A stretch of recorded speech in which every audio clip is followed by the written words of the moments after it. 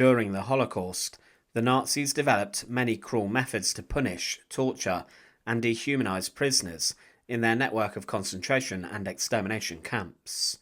Amongst the most horrifying of these were the standing cells, tiny punishment chambers where inmates could neither sit, lie down, or move freely.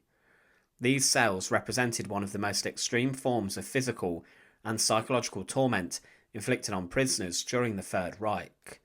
Standing cells, or Sterzellen in German, were used primarily as a form of extreme punishment within Nazi concentration camps. The idea was to inflict maximum suffering without directly killing the prisoner, though death was often the result. The origins of the concept date back to medieval times, when similar punishment cells were occasionally used in European prisons. However, under the Nazis, this method was refined and systemized as part of a deliberate campaign of terror and discipline.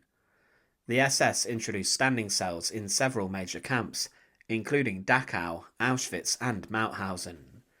They were often located inside the camp's prison block, known as the bunker or Strafbunker, the punishment block, which served as an internal jail for prisoners who broke camp rules or who were suspected of resistance activities. The design of standing cells varied between camps, but all shared one defining feature: they were too small for a person to sit or lie down. At Auschwitz, the most infamous standing cells were located in Block 11, the camp's internal prison.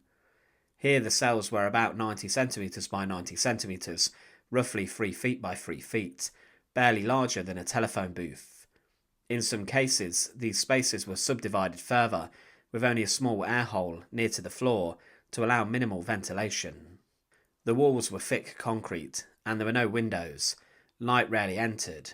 Prisoners were placed inside through a small hatch or a low doorway, forcing them to crouch as they entered before having the door bolted shut behind them. In Auschwitz's Block 11, the basement corridor contained 4 such standing cells. Each cell had only a tiny opening, sometimes just 5 centimetres wide, to allow in a trace of air.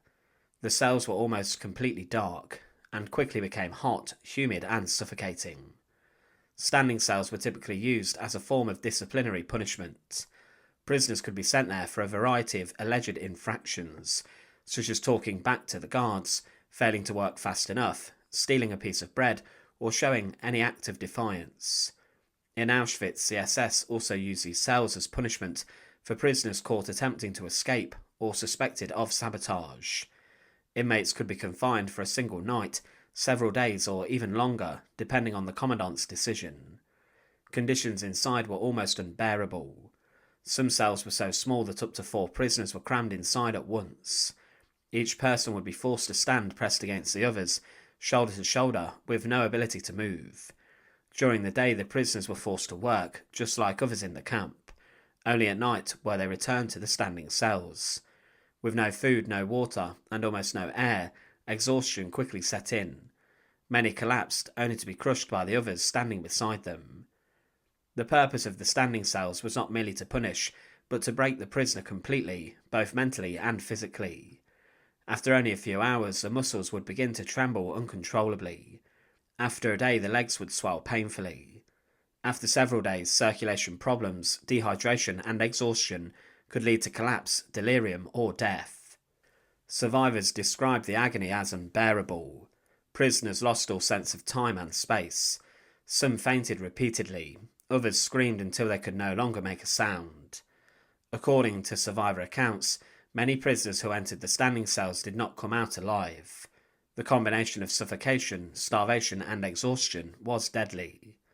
Eyewitness testimony gives us a glimpse into the unimaginable horror of these punishments.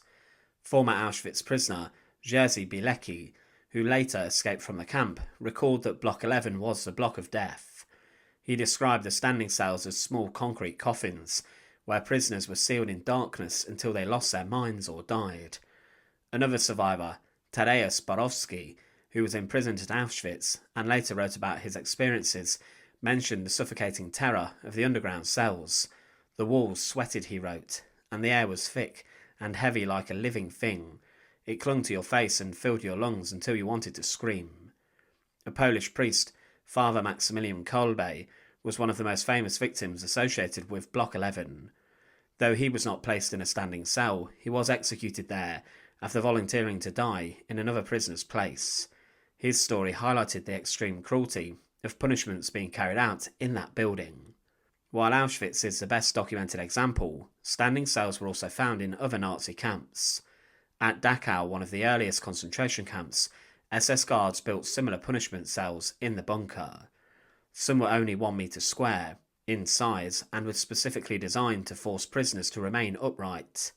Prisoners at Mauthausen in Austria reported the use of standing bunkers in which inmates were locked up for 10 days at a time. These camps became laboratories of cruelty, where the SS tested new methods of discipline and dehumanisation. The Nazis believed that punishment for extreme suffering served two purposes. First, it was meant to destroy the will of the individuals who resisted or failed to obey orders. Secondly, it acted as a deterrent to others. Prisoners who saw their comrades dragged into the bunker knew that even minor mistakes could lead to unimaginable agony.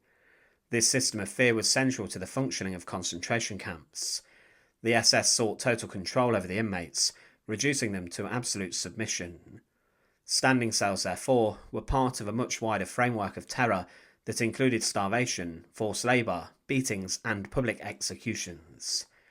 When Allied forces liberated camps such as Auschwitz and Dachau in 1945, they discovered these punishment blocks intact. In Auschwitz's Block 11, the standing cells were still visible, small windowless chambers with low openings and thick iron doors. Today these cells remain preserved as part of Auschwitz-Birkenau's State Museum. Visitors can walk through Block 11, see the tiny doors and imagine the horrors that occurred within. They stand as chilling evidence of the Nazis' calculated cruelty, a reminder that such acts were not accidents of war, but deliberate policies of oppression. Standing cells inside Nazi concentration camps were amongst the most inhumane instruments of punishment ever devised.